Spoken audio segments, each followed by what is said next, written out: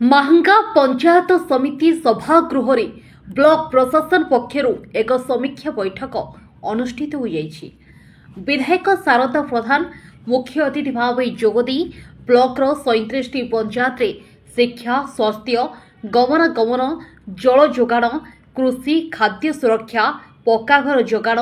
सामाजिक कल्याण, महिला शिशु विकास योजनार वास्तव चित्र उपरे समीक्षा करथिले। समस्त विकासमूलक कार्यक्रम पई ब्लॉक प्रशासन तल स्तर रे थिबा साधारण लोकमानक पाखरे पहुंचीबाकू विधायक निर्देश देथिले। ब्लॉक प्रशासन पक्षरु नवनिर्वाचित विधायकंकु भव्य स्वागत संबर्धना प्रदान करा जैतला। आम अंचल 2,15,000 जनसाधारण प्रत्येक गरीब लोक आईन अनुसार प्रति घरे पानी मिलिबो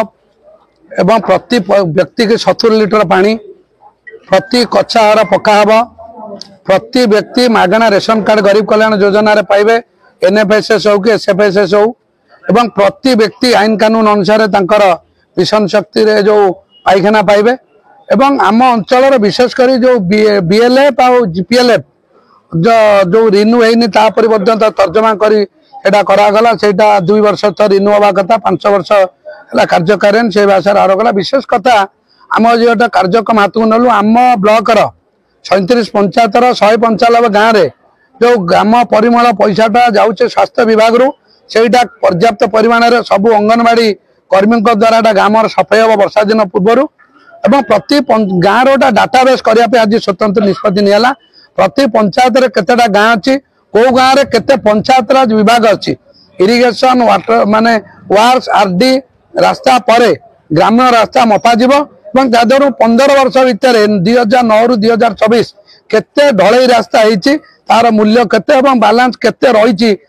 ब्लॉक आगे मरा जीव पंचायत वारी सबू रास्ता को आम फेज वाइज 3 वर्ष भितर सब कच्चा रास्ता पक्का कर गोटे डाटाबेस करने प्रस्तुत कराला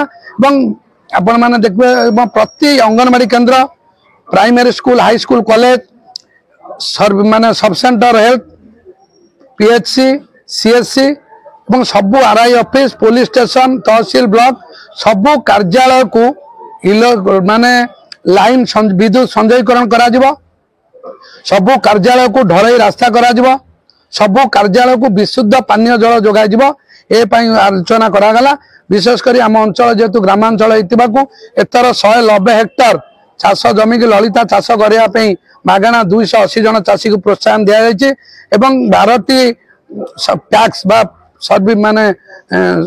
कोऑपरेटिव पैक जोटा अच्छी सर्विस कोऑपरेटिव सोसाइटी एवं नुआ 7टी सर्विस कोऑपरेटिव सोसाइटी एवं किछि एसएचजी गोष्ठी जो धान कोणा जीव माने प्राडी प्रोक्योरमेंट सेक्शन बेले केमिति त्वरान्वित करा जीव निरपेक्ष निर्दलीय बिना लांचरे आईन कानून अनुसार आसंता 15 जो पंजीकरण हम केमती समन्वय रहिबा सबु चाषी पंजीकरण करेंगे उचित मूल्य रे सर्विस कोऑपरेटिव सोसाइटी धान बिक्री करि परिबे मंडी रे से केमती सरल सुविधा करा जिवो समस्त कथा आलोचना कराला एवं प्रति 2 मास रे पंचायत समिति मीटिंग बाद ए जो टीम आज बसितले एमानकर समन्वय बैठक रेगुलर करा जिवो एवं फॉरेस्ट डिपार्टमेंट तरफ तांकर जे आसीथिले फॉरेस्ट गार्ड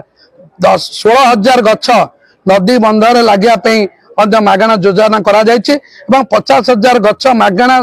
आमर सोशल फॉरेस्ट डिपार्टमेंट रु दिया व्यवस्था करा जायछि एवं 350 भत्ता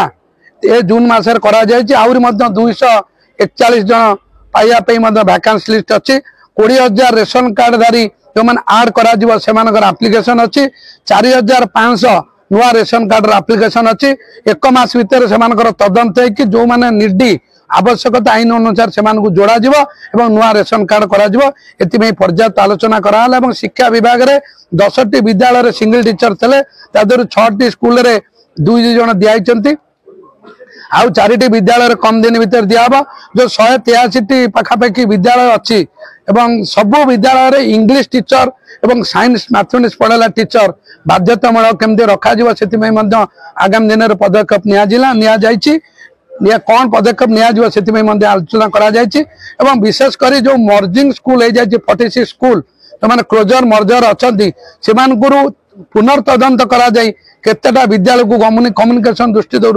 डोईपुर अच्छी माटीपाल अच्छी किसी विद्यालय को पुनर्तदंत करा जे से स्कूल को खोला जिवार कार्यक्रम निगला एवं से आज आलोचना कराला एवं समस्त आईन श्रृंखला परिस्थिति केमती करा एवं प्रस्ताव रहा आगामी बैठक में तहसीलदार महांगा आईआईसी महांगा भद्रेश्वर एवं केमती उपस्थित रहिबे एवं आरडब्ल्यूएसएस रो जो मेगा प्रोजेक्ट अच्छी केमती करा से आलोचना है।